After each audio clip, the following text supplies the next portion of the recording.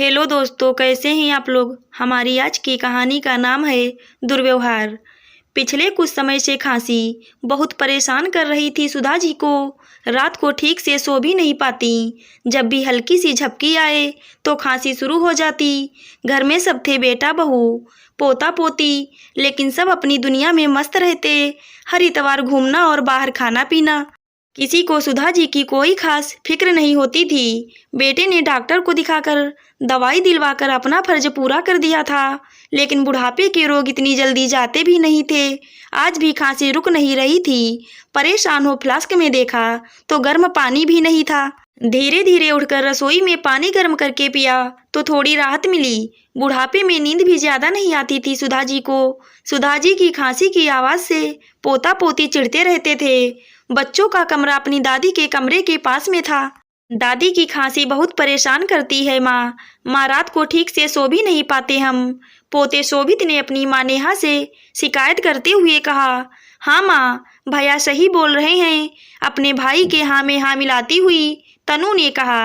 अपने बच्चों की तकलीफ देख नेहा को अपनी सास पे बहुत गुस्सा आ रहा था। इतना इलाज कराओ फिर भी दिन रात खांसते रहती हैं। अब तो डर भी लगता है कहीं बच्चों और हमें भी ये इन्फेक्शन ना हो जाए। आने दो शाम को विकास को, आज ही इनका कमरा पीछे स्टोर रूम में शिफ्ट कर देती हूँ, वहीं खांसते रहे रात भर। गुस्से से भुनभुनाती नेहा ने काम वाली को कहकर स्टोर रूम साफ करवा दिया और विकास का इंतजार करने लगी। शाम को जब विकास आए तो नेहा शुरू हो गई। दिन रात तुम्हारी माँ खांसते रहती हैं, मैं तो तंग हो गई हूँ। मेरे बच्चे रात को ठीक से सो भी नहीं पाते। दिमाग फ्रेश नहीं रहेगा तो पढ़ेंगे क्या। विकास भी अपनी पत्नी की हाँ में हाँ मिलाता हुआ बोला। सही कह रही हो नेहा, बच्चों की पढ़ाई भी खराब होगी और सेहत भी। माँ ने तो अपनी जिंदगी जी ली है, बच्चों की तो पूरी जिंदगी पड़ी है। एक काम करो, पीछे का कमरा साफ करवा दो। विकास अपने बच्चों की सेहत का सोच बहुत चिंतित स्वर में बोला। मैंने साफ सफाई करवा दी है, आप तो बस माँ जी को बता देना, नेहा ने कहा। अपने कमरे में बैठी सुधा जी सुबह से सारी बातें सुन भी रही थी और अपने हृदय में मचे हाहाकार को रोक भी रही थी। इन निर्मोहियों के सामने एक बूंद आंसू भी अपनी आंखों से गिराना खुद का अपमान करने के बराबर था।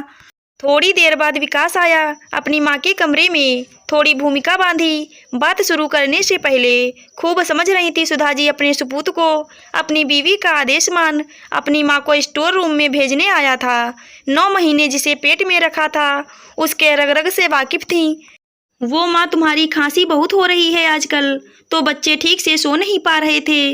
मैं सोच रहा था क्यों ना पीछे वाले कमरे में तुम रह लो, वहाँ हवा भी अच्छी आती है और नेहा ने बहुत अच्छी सफाई करवाकर नई चादर भी डाल दी है।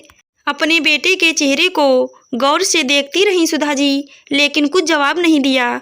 चुपचाप अपनी 2 साड़ियाँ और एक थैली हाथों में लेकर स्टोर रूम की तरफ चल दी। बाहर हाल में सब बैठे थे, नेहा, शोभित और तनु। शोभित, बेटा ये ले। शोभित के हाथों में थैली पकड़ाकर सुधा जी ने कहा। क्या है इसमें दादी, शोभित ने पूछा। नई चादर है बेटा, जब तेरे माँ बाप बूढ़े हो जाएं और रात रात भर खांसते रहेंगे तो जाना तो उन्हें भी स्टोर रूम में ही होगा, बिल्कुल मेरी तरह। तब काम आएगी ये नई चादर। और बहू, तू बिल्कुल चिंता मत करना, खिड़की से हवा भी बहुत अच्छी आती है, अभी विकास ने बताया।